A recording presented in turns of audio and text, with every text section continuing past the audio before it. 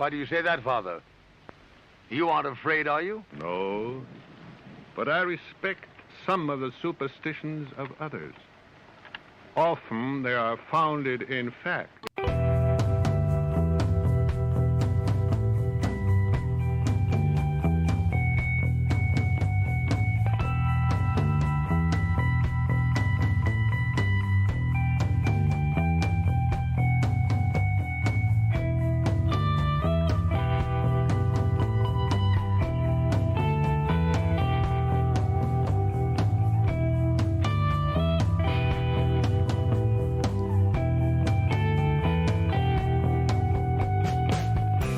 Broadcasting live from our Sanctum Sanctorum in Venice, California. This is the Sixth Sense Society. I'm your host, Krista, here with our producer, Michael, and we are welcoming back on the show our good friend, Dan Moore, who's going to be talking about the star, the trump card, the star, in a more esoteric way. For you that don't know Dan, he's been on the show many times. He's a good friend of ours by now, and he's a member of the Fraternity of Hidden Light. And he's been researching and working with the Hermetic Kabbalah around occult topics for 50 years or more, I think, at this point. He's a very personable, intelligent, and interesting person, so we're happy to have him back on the show. We tried to do this show on the 31st of January, didn't quite work out, so we're really happy he's come back to do it. But before we get started, Michael has a few announcements. Hey everybody, welcome back to our broadcast, and I'm super excited to have Dan here. It's always a joy to have him on, and it's going to be a fascinating show, so stick with us. We have next week our good friend Holly Lindblom from Holly Haunts coming up, and we're going to do some more paranormal stuff, talk about her adventures. And then we're planning all kinds of other great stuff in front of us. So you can get all the information on our website, sixthsensesociety.com, SIXTH, spelled out all the way. And while you're there, buy us a coffee on Ko-Fi. It helps us a little bit with our cost. If you can afford it, we appreciate it. And you can comment on our show. We love that. And the main thing is click like and subscribe. That helps us more than anything. So, then another thing we're talking about is in April that we'll be doing another series of our tarot classes. So if you're interested in that, reach out to us and we'll give you all the information on that as well. So not going to take up too much time because I know we've got so much to cover today. And so I'm going to kick it back to you guys. So take it away, Krista. Great. Thank you, Michael. And welcome back, Dan. Well, it's sure great to be here once again. Hopefully gremlin free. Hopefully, I know. It's been a little intense for you. I don't know if there's some sort of pushback because of what you're going to say today. I don't know if it's pushback, although it probably is more like growing pains. I mean, after all, you get this gray rock, right? And it doesn't like being messed with by the lapidarian, uses all this black, sharp, abrasive. But in the end, you have a multifaceted, brilliant diamond. That's true. Well, that's so it goes through a lot of suffering, but it gets somewhere. Well, definitely there was a little bit of suffering to get to this point. Not a lot, I would say. But anyway, let's get going on the topic because I know you have a lot of interesting things to talk about when it comes to this key. And I did want to ask you first, since some of your information was inspired by Paul Foster Case's Book of Tokens, I thought it might be good to tell people a little bit about that particular book. Yeah, that is an interesting book. It's been in a constant on my library shelf for almost all the time that I've been studying. It is a set of meditations on the esoteric meaning of the letters and the tarot keys with some commentary afterwards. And it was a way of kind of getting people introduced to BOTA's particular approach to the Hermetic Kabbalah. The thing that is very unique about the book is that it was received telepathically and then written down. It says Paul Foster Case, but it's more like Paul Foster Case with another person. I think initially Michael Whitty, but after that was with when they were in LA. So what Michael Whitty had passed on after that, and his work paused for 25 years. But they would have something akin to a Ouija board with a planchette on it, and it had a pentagram on the back. So it was consecrated that only a certain quality of energy or consciousness or whatever of the supernal triad of the tree, the third order, would come through it. And so they worked on getting stuff like that. And not only that book, but a great deal of information, which actually forms pretty much the basis of BOTA's most recognized teachings. Hmm. Some of that is available. Some of it has not yet seen the light of day. Hmm. Fascinating. I knew nothing about that. I do remember the first time I looked at that, the Book of Tokens. It was very early on, and I had no idea what he was talking about because I was very new to the tarot. I didn't know any esoteric thing about the tarot. I just knew a little bit about the cards based on sort of maybe a little common knowledge. Yeah, sure. The thing that came through the communications that they had, which I tend to think is very true, that the images on the tarot keys, which match each of the letters of the alphabet, there's only 22 of them, were done in such a way to draw on certain traditions and emblems that helped you understand the interconnections of a lot of these abstract, shall we call them esoteric or occult concepts, as they're expressed through this tradition of Kabbalah. So what you have eventually is taking these wonderful images. Some of them are obviously related to the Bible and to the Holy Grail and a few other things, but the Hebrew alphabet was incorporated onto them. Because initially they were just pictures, because most people were illiterate, but looking at symbols, they would learn a story about the symbol, and that could be passed on. Yeah. Then you got the writing on the cards afterwards. Right. So the titles and other letters, primarily the Hebrew alphabet, got connected with them a ways back. It was more like around the 16th to 17th century that stuff like that actually got published. The idea and the work on it was done much earlier in North Africa. So that when we see the tarot keys in the sequence that the Golden Dawn promulgated, we see an initiatory order, if you will, of that does certain things to you as you work with it. If you then put those little cards on the Tree of Life, and you realize that all the little spheres, the circles, are actually grades of consciousness and whole orders of the mysteries, then you start to follow the sequence to go backwards and to climb the tree using this, and it has a tremendous effect. The Golden Dawn method, if you will. Yeah, and I think it's important to at least mention here that it's one of the most well-used method, but it is not the only correspondence. There's, like, for instance, Aleister Crowley switches the Emperor and the Star, and maybe I'll ask you a little bit about more of that later, but I did want to get into some of the specifics of the attributes of Key 17 according to this particular tradition. Yeah. Okay. Well, I'm going to tell you that I'm not going to be stuck in this particular tradition, but it gives you several keynote ideas. Case wrote in such a way as to drop these seeds that would touch certain people on levels. And they say, boy, that's interesting. I want to find out more about that. And of course, at that time, no internet. You had to go to the library. Okay. Or you had to go take a course if there was courses and stuff like that to learn this, because he drew on a wealth of knowledge as well.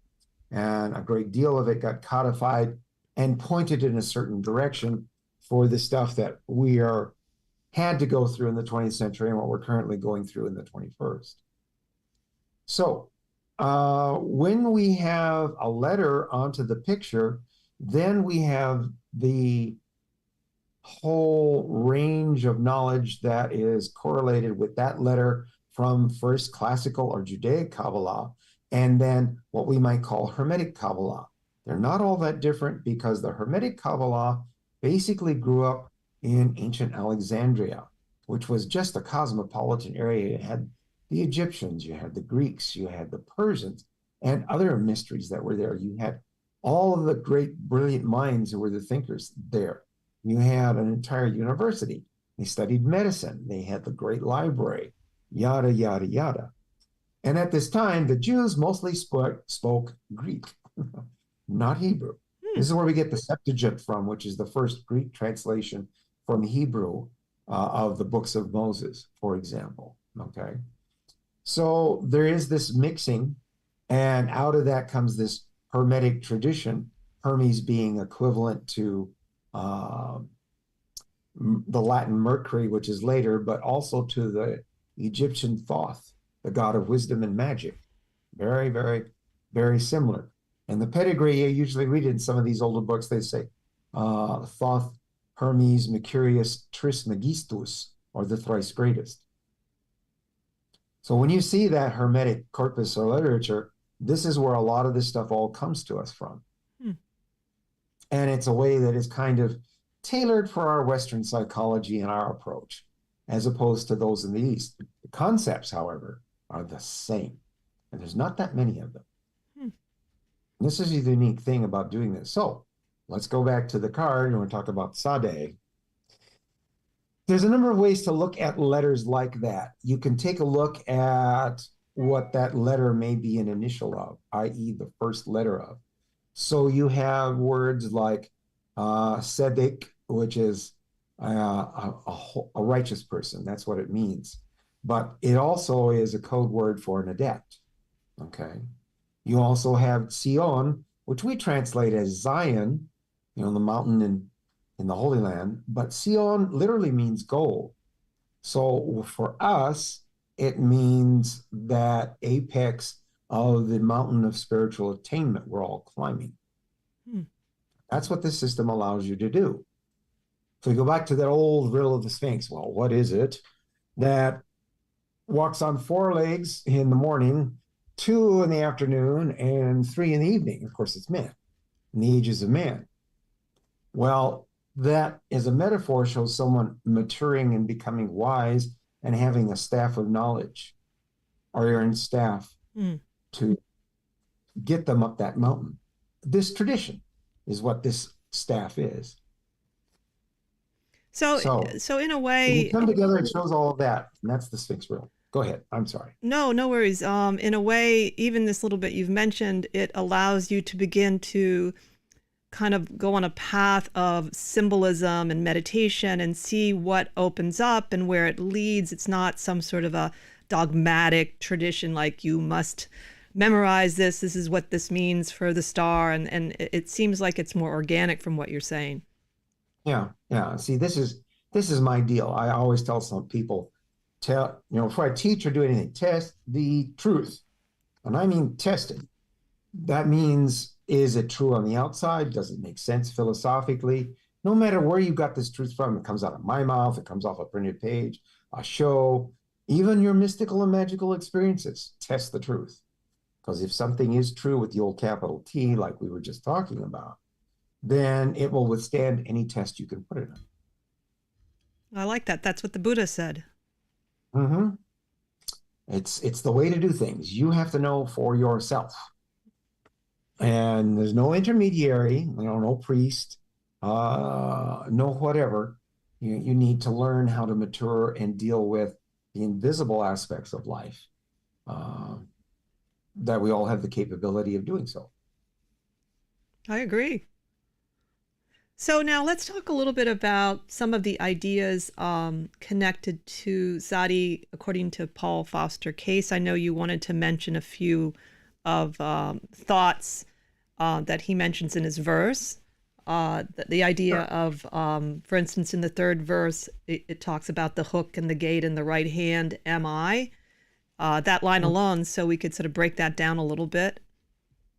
It's in the commentary. Did I write it on my notes though? You know what?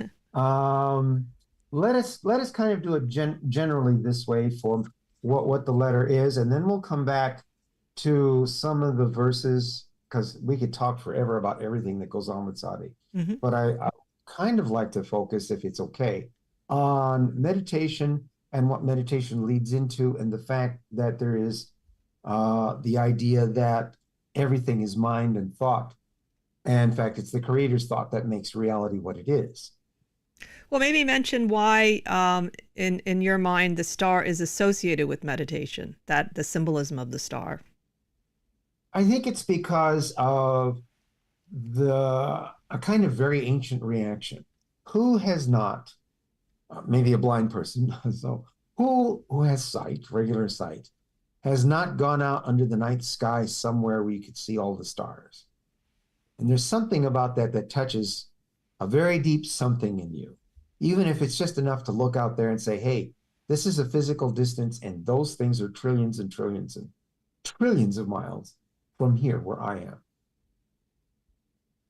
Well, and then when you think about, I mean, the star itself in a lot of decks is often very beautiful. I mean, there's some cards that in most decks people seem to fall in love with them when they draw them and paint them. And then when you were saying that, I was like, yeah, it's called the star, but it's a person on Earth, the image.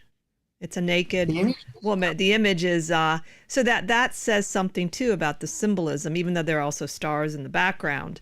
But it's sort of like a landed star. In a way, yes, but it also bespeaks to what that symbol means in general. I guess some of the oldest version of it was Isis, because Isis says, "No mortal man hath ever me unveiled." Meaning, to unveil her is to realize your immortality. Mm. So the woman showed there as the passive nurturer and essentially the source of life, if you will, in its construction and its form, is the image of the divine understanding on the tree of life, Bina, right, the third Sephira. So that also houses something called the neshama, which is, by the A on it, feminine form, and it is the highest aspect of soul structure, of our soul structure. It's immortal, it's divine. And here it is naked, meaning there's nothing hidden from you. Truth is also shown that way as a naked woman, that she's like that. And you see all the stars overhead. Now, interestingly enough, in the Western tradition, there is a way of doing something very similar. In the East, as they called it chakras, we tended to call it the interior stars. And you always see the planets in these Hermetic alchemical stuff, lines drawn to a human body. That's because the 7 chakras match up perfectly with the classical 7 planets, which are also sephirot on the tree. They're states of consciousness. There are creative forces, because the original Hebrew name of God in Genesis is Elohim. And that specifically means the forces of God. Literally, it's God's, but it's the forces, the creative forces of God. These 7 forces exist out there and in here at the same time. And there was a way to develop these and become, to achieve enlightenment through that and to realize your latent potentials. So here we have the star that's come to Earth, and all of a sudden you realize that that's the inside of you. Mm-hmm. There are 8 stars in the sky. There's 7 for those 7. And then the number 8 is like the continuation of that. It's just like when you have an octave. You got 7 notes. The 8th one is the next octave up. And that goes on forever. So you take an 8 and you turn it on its side and you have the lemon scales. Mm-hmm. Yeah, it's a symbol. So what about it's a deep card. What about the 2 urns where the star is pouring some kind of substance, and depending on what version you get of the star, but you have these 2 vessels. They have the 2 urns together. Yeah. And sometimes they're shown as sun and moon. And then you have BOTA's urn, which is pouring water on one hand onto a lion and then holding a torch over an eagle. So the 2 urns together are interesting because the 2 urns that are like that, I'm sorry, I'm confusing that with the temperance card. Those 2 urns that they have are flowing out, A, into water, and B, onto the land. And in the BOTA version, the water is symbolic of Bria, the process of creation of the 4 olams or eternities of Kabbalah. And water takes on any form that you pour it into. So it is the cosmic, creative, mental substance. Permeates all of space and time. And so part of it gets poured there, and the other part in the BOTA version is poured out on the earth, and it has 5 little riverlets. One of them goes back into the pool, but the others kind of flow out. The subtle little hint here is the aspect that the ground itself represents the last of these processes, the actual manifestation embodiment called a siyah in Hebrew. That means actualization. So you have three processes involved, and they come together to produce something, whether it's time, whether it's a place, whether it's an idea or whatever, that it becomes actualized. And so you have water being poured out on the land. This is interesting because it's a subtle allusion to this angel that's in Revelations with one foot on the sea and the other on the land. And there's other ways to open it up even more. The point being that that human-like figure is walking or moving or expressing itself through these two aspects. This ocean of consciousness and the physical reality that it brings forth. Now, I found something that was sort of interesting. I think I mentioned before the show, I found this YouTube where this Rabbi Trugman is talking about each of the Hebrew letters, and he talks about Zadik is how he called it. It's called the beauty of Torah. And something that made me really moving, he told the story about how our present world was created from a previous world, the light of creation, and flowed into the initial vessels, and they broke. And when they broke, this is a part which was really moving, sparks of light and holiness were caught in each of these vessels. And therefore, this world that we're in is made up of the broken vessels of a previous world. And our mission with Zadi is to hunt and seek out fallen sparks of holiness. I love that. And to uplift them, connect with them, to heal them. And that did remind me of the star card. I mean, it's because that idea that, you know, the star is on Earth, that you can see that the star is not, you know, just a human being. The star is some sort of illuminated being. And there's something so touching about that. I saw in my mind this little girl running around trying to find broken bits of holiness. And it was just a really great story. I don't know much about the Hebrew letters really, so it touched me very deeply. That's very much an idea that was popularized by the Isaac the Blind, the Lurianic school in Palestine. The idea being is that the unity doesn't seem apparent to us. This is manyness. It's not oneness, you know, that you, there, I'm here. Many, many, many, many, many. But in order for any of these things to exist, they have to have a spark of holy light. And that holy light is the Ein Sofer. It's the uncreated, never-ending light of life and essence, consciousness, whatever. That is God, the ineffable, if you will. And anything has that. So we come along, and here is our mission in life, to begin to connect all these things together.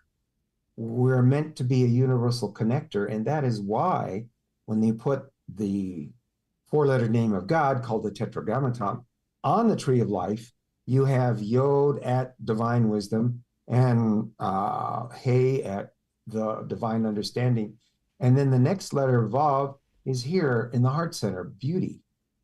And Vav happens to be the conjunctive in Hebrew. It's characterized as a nail. It means and. So we are meant to be this connector. This is our essence, to connect everything together. And it has a name. It's called the Great Reunification, or Tikkun in Hebrew. And that word usually means like adjustment, repair, restoration, fixing, etc. My thought is that it is healing. It is a complete, profound healing on all levels. It And does seem that's our destiny. Yeah, it does. I mean, from listening to the guests from the show, it does seem like the healing aspect of esoteric occult is really quite emphasized, but sometimes initially overlooked. But you definitely come across it right away, whether it's the Rosicrucians or I heard Lon Duquette talking about how magic is not climbing a ladder, it's going inward. It's an inner journey. and it's all about that. And I love that, you know. So, but maybe on the surface, when you first sort of go into the occult, you don't know that right away. Yeah, yeah. There is this. I'm in here, and whatever is out there. Realize there's a way to integrate that, and that was one of the things symbolically alluded to in Revelation, when it talks about the scroll written within and without and sealed with 7 seals. And of course, John cries because no one can break those seals and read them. And that's pretty simple. There's their interior world and there's the exterior world. How do they integrate? How do they mesh together? Break the seals and find out.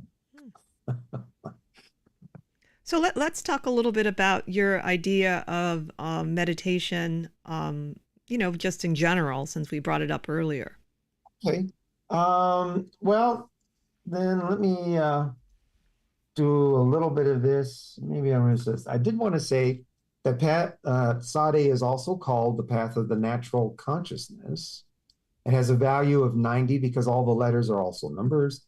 Its emblem is a fishhook, like we talked about. And its esoteric construction is a hand holding a fish. Sounds like a fishhook, but kind of the original fishhook. Okay.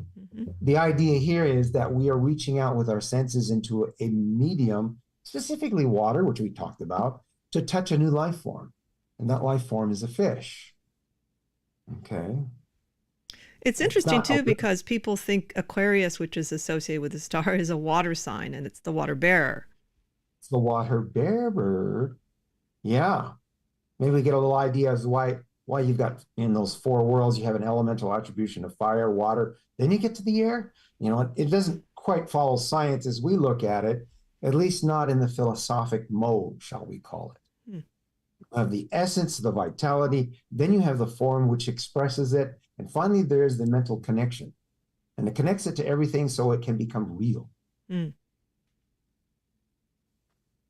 So for me, meditation, and I've all of you folks who are tuning in, my email is on the Sixth Sense Society website.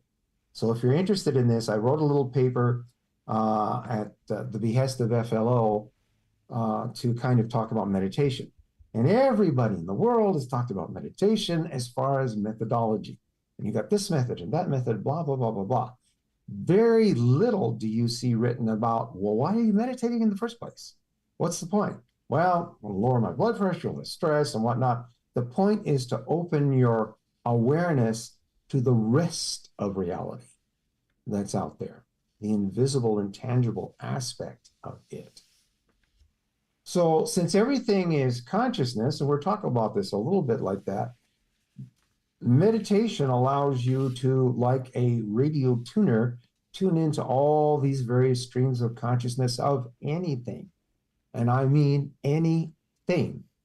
Physical, past, emotional, mental, what will come in the future, anything at all. And you can begin to, shall we call it, resonate.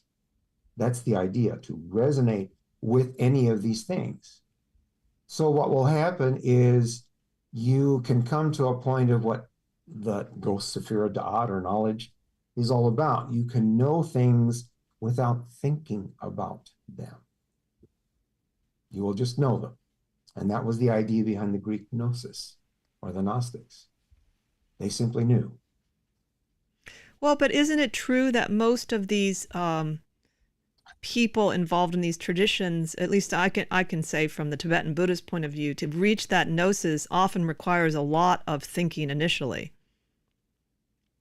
It can. It depends upon how much you're willing to be stuck up here, which is a very popular thing right now, and then how much of it you want to come from here.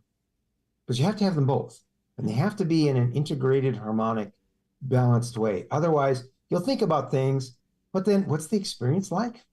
I haven't a clue. I haven't thought about that. What does it do to me emotionally? And when it's like, you said you cried because what happened, what that rabbi told you was a truth with the capital T. It touched you on a very deep level. It touched your heart of hearts, if you will, and you cried. That happens. It happens to me too. I think it happens to anybody that has a divine mystical experience or revelation, even if it's a little one. Well, I think that I've been thinking a lot about what is a thought. I have a friend, and she's a really interesting conversationalist, and she kind of got me on that idea a little bit. But I think that it depends on how you define what a thought is. And the idea that I personally think a true thought combines everything. It's not just the mind, it's not just the heart. I think a thought itself, and I think that is based a little bit on sort of the idea of the upper levels of the Kabbalah. When I think about the supernal triangle, my own philosophy was that that's when you put those three sort of that area together, that's the initial formation of a desire. And it includes the magician, it includes the fool, it includes the empress. So I wonder sometimes if maybe why there's a difficulty accepting this idea of gnosis is because we see thought in a sort of one-dimensional way, when really thought is not just thinking. And if you think about, even if you manifest, if you really want something in life, if you don't have any emotion in it or passion, you'll never get it. It's just a thing in your head going around, like, Yeah. So, And see, this brings us up to the thing about polarities. There isn't any thought, and I defy you to give me one, that doesn't have its emotional baggage, attachment, qualities, vibration, however you want to describe it. And the other is true. Any kind of emotion will spring up all kinds of thoughts. So now we come to the ichor of the thing. That everything, this is where it ultimately comes to, that all of creation, this physical, you think you can touch it, and all this experience is thought, is consciousness and awareness. To quote this one thing on Sade, since it has to do with meditation, there's this saying in it, and the first speaker is, of course, the divine, the ineffable one. Men think they seek me, but it is I who seek them. No other seeker is there than myself, and when I find mine own, the pain of questing is at an end. The fish graspeth the hook, thinking to find food, but the fisherman is the enjoyer of the meal. I really like that. Yeah, that's very cool. As you have to see, you think it's you doing all this, and it's not. You will see how you are connected to everything. And that is a tremendous experience. When you have that, and now there's no more worrying about death or changing form or whatnot. There's an aspect of you that was never born, and it'll never die. It's essential and eternal. So only because I never forget myself doth creation continue. The seeds of existence spring from my self-contemplation. God is the ultimate master, the creator, the divine, is the master meditator. And when we meditate, we are merging into that kind of flow of awareness and consciousness. We are being meditated, not that we are meditating. Yeah, that's definitely a different sort of twist to it. And especially when you think of someone such as myself, I am a seeker. So you think I am looking for something. And it's interesting to feel like that's really not the truth. And though I did have a little bit of concern about the idea of the just the language, I don't forget myself. I can see the narcissist taking that to a whole nother level in our society. Well, sure. But, misunderstanding what that is. Yeah, that's why I always say a big, large part of this work, the great work, the work of spiritual enlightenment, is actually memory or a recollection. It has never been that way. It's kind of this thing about when you receive enlightenment, you have changed. The world has remained the same. You just now understand it more, have experienced more of it. It's always been that way. It didn't become that way because you changed. Mm-hmm. Your perception of it changed. Yeah, so, and that's very true. And I'm sure that people have had at least small glimpses of that when they have changed to perception in their life, where suddenly they see something that was always right there. Yeah, and here's the thing. There's commentary on all this stuff. I highly recommend buying this book. It's not very expensive. It's a little book, and you can get it on bota.org, or you can get it through Amazon. The quote it says here regarding this idea, here is one of the profoundest doctrines of sacred science or the tradition. The doctrine that the universe or creation owes its existence to the creator's perpetual self-recognition. That's how they put it, which is a little different than narcissistic. Nature is thus the result of spirit's meditation upon the powers of its own being. The omniverse or creation is thought into existence and is maintained in existence by thought. Upon this foundation rests the whole structure of practical occultism, like you said, if you want something to come. And from this doctrine, you may understand the importance of meditation. And and it is interesting what you said earlier about meditation, how there's a lot of emphasis on technique, but what is the actual goal? And even though that can definitely, at least in Buddhism, there's actually different goals with certain meditations, from what I can tell, because I still do very basic meditation, but have read about some of the other goals. But it's a really good point. And then you also, in the handout I read before the show, you talk about the difference between meditation and contemplation. I think that's a really interesting thing to talk about. Yeah, they're similar, but not exactly the same in kind of the same way. And I mean, I spent a long time kind of struggling with this one between consciousness and awareness. Well, what's different about them? What's different about them? Consciousness is the whole realm of experience that one can cognize, to become conscious of. Awareness is the perception of that. So we talk about things like self-awareness, for example, and stuff like that, and awareness of what's going on. And as you become aware of different things, then your consciousness expands. Or if you want to say it gets raised, but it's really expanding. This is the main object of those first four sephirot, or the outer order as it's called, the lesser mysteries, and there's nothing lesser about them. The true goal of all of that is to develop genuine spiritual insight, to really see what is going on beneath appearance in the whole dynamic and structure of what's happening around you. That's an important step. Like you said, you have to think about this. You have to be aware of it and pay attention to it and whatnot. And in that, it is a form of meditation. If you think about it, it can be. I think it's easier to get into meditation than most people realize. They sit there and try to be quiet, not think about anything and whatnot. You do it all the time. I mean, you do it when you read a book. You do it when you date. You do it when you're watching a movie or a test. You're in a level of consciousness that is stimulated by something. Well, it does seem like meditation, as you do it more regularly, is a kind of form of a very clear focus. And perhaps some people have it a little more strongly in the beginning, but you certainly can develop it. Yeah, absolutely. That sort of... The thing is, you shouldn't get caught up in somebody else's description of what it is. It can only be very basic, and that's why I didn't get into techniques. I just went through some of the preliminary requisites, being comfortable, having your spine straight, etc., and whatnot. As far as however you want to do it, it's up to your temperament. What do you like? What turns you on? What kind of form do you like? There's jillions of them out there, East and West, modern and ancient.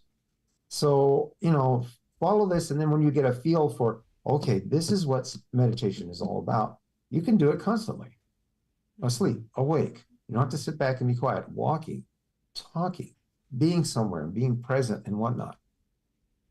That's a really good point too, that Thich Nhat Hanh has a really very modern approach to meditation, despite the fact he was a rigorously trained Zen monk. He has these very simple practical techniques, and they range from having statements to saying things between breaths you can do in a hospital. And also he's really big on walking meditation, which I think even though the Buddha taught that, for some reason it gets really overlooked, and some people, it really is a better way to meditate. They're more, inclined to do well with that. And that's why supposedly the Buddha taught all these different techniques for different personalities.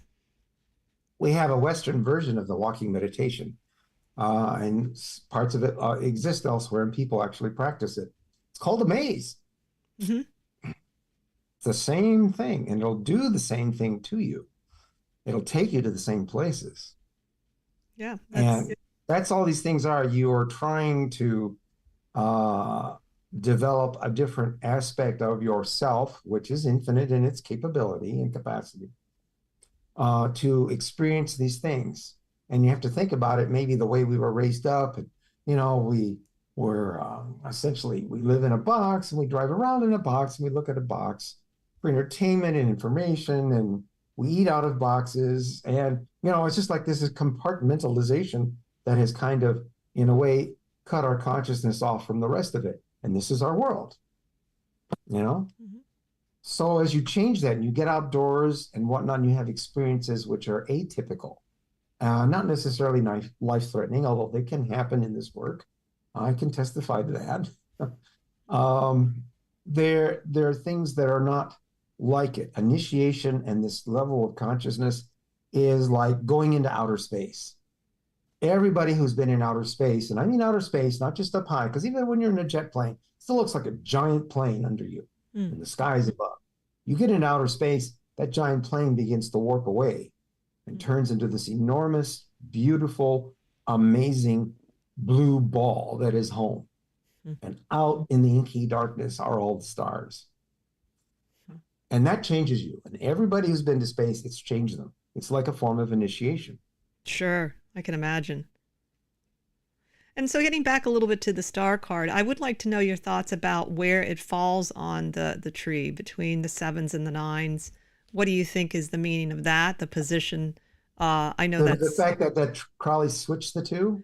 No, just in general. I first just starting out in the system that Paul Foster Case uses in the Golden Dawn. It falls between, it goes from the 7 to the 9, and of course Crowley's is higher up. But just the first idea. Well, that initial sequence for me is very important and is a form of initiation. So I look at it there. But as you get into it, you can find that these letters have qualities. They can almost be placed on any other path. And there are sequences of associations which are from older Kabbalistic schools that are very different than the intent of the Golden Dawn. The intent of the Golden Dawn, or this Hermetic Kabbalah, is initiation and then eventually adeptship. And then after that, you can go on to whatever, because it's the third in invisible order after that. So I think that it goes there because it's between something called the foundation, in Hebrew, Yesod, and there's a way of reading that so that you separate the first letter, Yod, from the last 3 letters, which is a word, Sod. So you have Yod, secret, the foundation of it, and the spiritual experience is what? The secret workings of creation. Then you've got Sadi up there, that meditation, the hand holding onto the fish. The fish is a symbol of our soul. That's why the very first Christians used it. Okay. And then it goes up to what? What is Netzach? That's associated with Venus. Here's our naked woman again in the water. The truth itself, the soul, your essence. And so between that emotion and the vitality, you have what allows meditation to take place. Like you said, if your desires are only in your head without an emotional attachment or charge, you'll never get anywhere. You have to have them both. See? And so it's interesting when you think of the star symbolically, it is in a position, at least in this case, on the lower side of the tree. So I think my understanding of sort of the mystery schools, you're kind of going up in the grades, up the tree instead of descending. Right. But you would think almost that the star is more evolved, and to get, to be so low on the tree, it seems like the concepts are pretty sophisticated to understand and to really experience. That's why these lesser mysteries are not lesser. You go in as from neophyte, you go into Zelator 110, and then you go up the 32nd path of Tav. Well, Tav, as Case relates, is nothing less than cosmic consciousness. I mean, you're pushed into the deep end right away. And so up from there comes Theoricus, or the theory. Okay, if everything is really, literally, absolutely one, what does that mean? What does it imply? How does it work? Etc. And so you've got the path of meditation, taking you up to number 7 there, which is victory, and it's a totality, those 7 lights, and its power. It is the emotional energy that does that. Because on the other end, where Hod is in Mercury, that's intellect. It's all symbols and structure and thought and all that. This part is the feeling. So if everything is one, what does that imply? And meditation allows you to experience it or have the feelings firsthand. It's interesting. I remember at a talk that Dr. Holler gave, I forget what the talk was about, but he was going on about the importance of feelings and how they really get sort of put down, and he was basically saying nothing would happen without the feeling world, and it does seem like there's a little tendency in the esoteric world to be very heady and to, you know, and even though I'll tell you, it's a great tendency. Look at all the guys that are in this, and they all have books, and so what? You know, it's a blessing when there are women initiates who bring this kind of balance and dimension. And there's some women that really can't handle that path because the way it's being portrayed without that balance is very intellectual in your head and all of that. They all really are focused on Hod, but, you know, philosophus, which is wisdom, I mean, at least the love of wisdom, which is philosophy, is the highest and best use of your knowledge. Well, that's the emotions. We're not going to get it. We're not a psychological order, and we're not trying to shrink your head and blah, blah, blah, blah, blah. But you've been unplugged from your magical power then. Mm-hmm.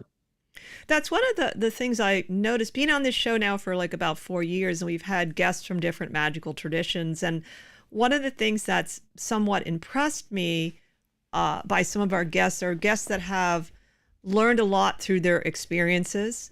So I'll say, for instance, Jackie Smith with her experiences with candle magic, and how much that incorporates the feeling and the uniqueness of the individual. But it does take more time. I still feel like there's this desire for instantaneous something in our culture, and I don't know that there is any shortcuts.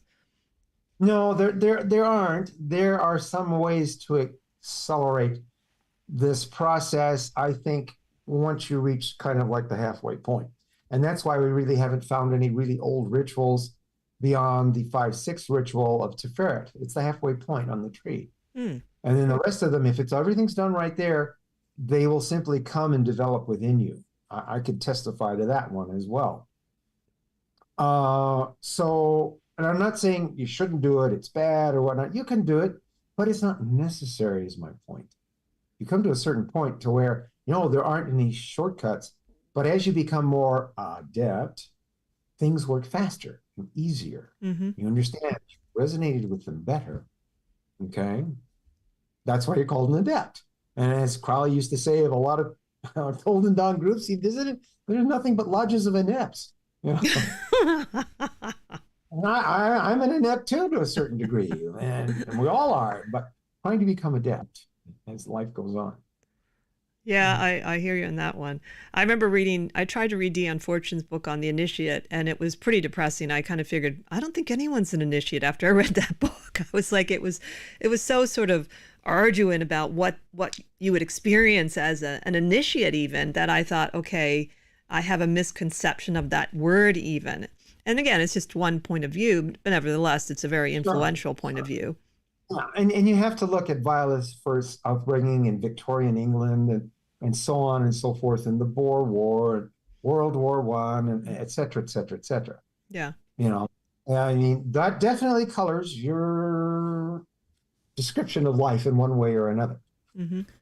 Dan, one of our viewers, Caroline, is asking you, is the star in the Hermit's Lantern the same as the star in the star card? I would have to say yes. Because all the suns in space, now this is esoteric doctrine, alchemical doctrine, if you will. I can't prove it, but all the suns in space are the focus of the life power or the life force, which is called Chaya, and it comes out of the second sephira of divine wisdom, or Chakma, which happens to be the grade of Magus, or magician. So this is what the cosmic magician uses for all of creation. And I think there is a very real physical signature. I used to be an amateur astronomer. I still like science. Uh, and science is valid, but sometimes they wander off their own track.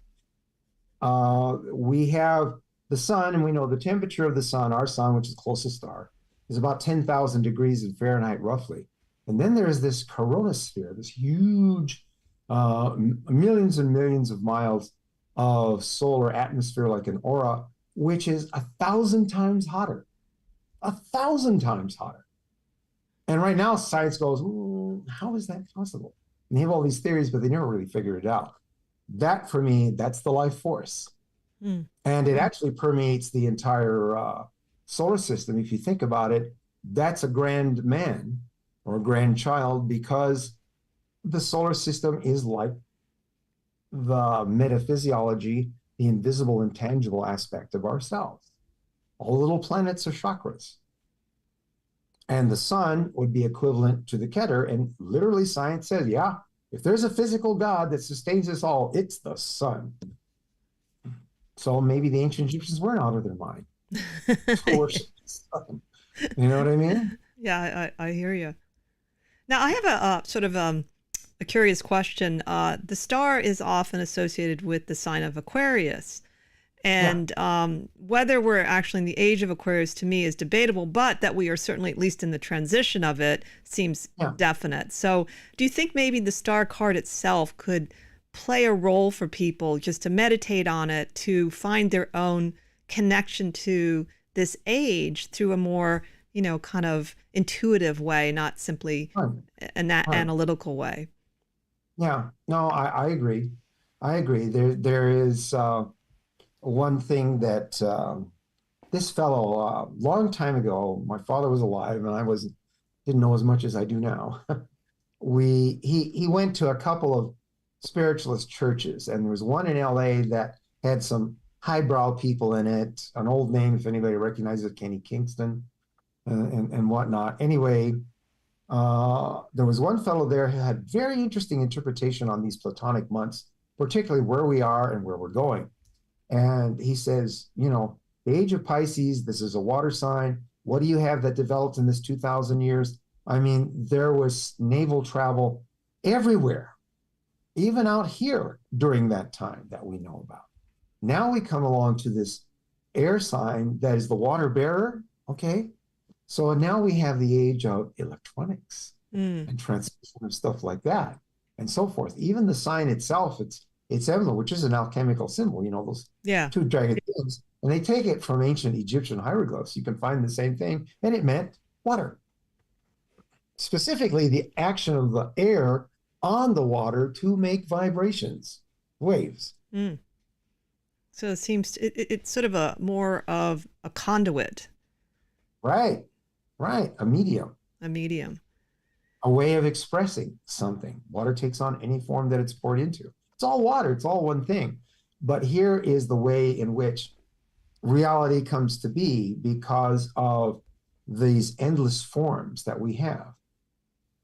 So, during the times of Alexandria, and maybe before that, you had Plato saying there's a world of ideas. Everything that exists as an idea and always has existed as an idea. And the ideas are living independent entities from our mental ability to conceptualize of them or interact with them. And about half the mathematicians of today still believe that about mathematics. Because, you've seen two things, you've never seen a two, except as a symbol on some media, chalk on the blackboard or something like that. That's what makes it divine. It cannot manifest any more than a symbol. And that's true of all the symbols we study. That is a way to understand what's going on here for this dynamic. What I find fascinating about the tarot itself as an imagery is that I entered into Kabbalah just through cards. And one of the greatest teachers for me is the tarot itself. And as I have found my curiosity about certain things, I've gone deeper and deeper into the intellectual side. So I initially went simply through the imagery, and I got interested, and I thought, oh, this book looks kind of cool. And it's one of the things I think is important for people to know if they're interested in Kabbalah. There's many, many ways to enter into it. There's not one way. It'll just keep going, though. You'll want to learn more. You'll be interested in different dimensions in it. So that's one reason I love it. It sort of, it's its own teacher. Yeah, that makes me think of that movie a ways back by Wolfgang Peterson, The Never-Ending Story. Never-ending story. That's what it is. It's a never-ending story. Dan Davies used to call it The Great Adventure. Because we're going on this, forever, and it goes beyond this form. I said the thing about the sun. Some of the aspects that makes me think about, and I've read some people speculate this way, well, if the essence of us lives forever, do we go on either as individuals or organic groups to, let's say, then become manifest as a form of a planet? Or maybe a sun, a whole solar system, as time goes on. Every man and every woman is a star. Yeah. And that comes from the old prayer of the gnomes from the Golden Dawn, which actually goes all the way back to the 18th century, where it says, thou hast hidden, in the earth, the wondrous treasure of stars. I was made as the guardian of that wondrous treasure hidden in the earth. Hidden in the earth. The body. Well, yeah. It's true. I mean, we are so much more, and we're working on expanding our consciousness. I mean, here's an interesting little exercise, and I know we're getting to be almost done here, so I'll try to wrap this up pretty quickly. We're about 10 to 13 trillion cells. And these cells all have the ability to, just like us, absorb food and poop out their waste products. And they work with each other in their own little special communities. It's a kidney or part of a wall of a blood vessel, what have you. They don't have an imagination, or they have a dim feeling of what it's like to be this final compilation of all these cells here. What we are and how we experience reality. So who is to say what comes after that for us? It's true. Well, this has been really great, and I want to thank all of you for listening in. I can't quite see your names. I think it's something Star, and Caroline was on. They were chatting with Michael, but I can't. It's kind of cut off. But I wanted to thank you all for listening and chatting. And is there any sort of last little thing you'd like to say about the Star or Zadi? Well, here's the another little bit to quote regarding thought being the essence of creation. Herein is the secret of the pillar of establishment which Solomon set before the porch of the temple, and this is the royal secret of my reign. The royal secret is something to think about. The pillar of establishment is Yachin, which also has the same value as Sade, it's 90. So the right-hand pillar of fire. And interestingly enough, it's also the right-hand pillar of the past. Why is that? Because Hebrews read right to left. I forget that sometimes. That's the same way the moon waxes and wanes. Hebrews really based on that cycle of the moon. It's good to remember that. Well, thank you. This has been really interesting as always, and I'm sure we'll have you back again for another topic. Anybody wants the art of meditation? My contact information is on the website. Drop me an email, and I'll be happy to send you a copy. It's only a page and a half. Yeah, it's very good, so I recommend it to people for sure. So thank you all for listening in. Join us next time as we continue to explore the esoteric and the obscure together. Have a great week.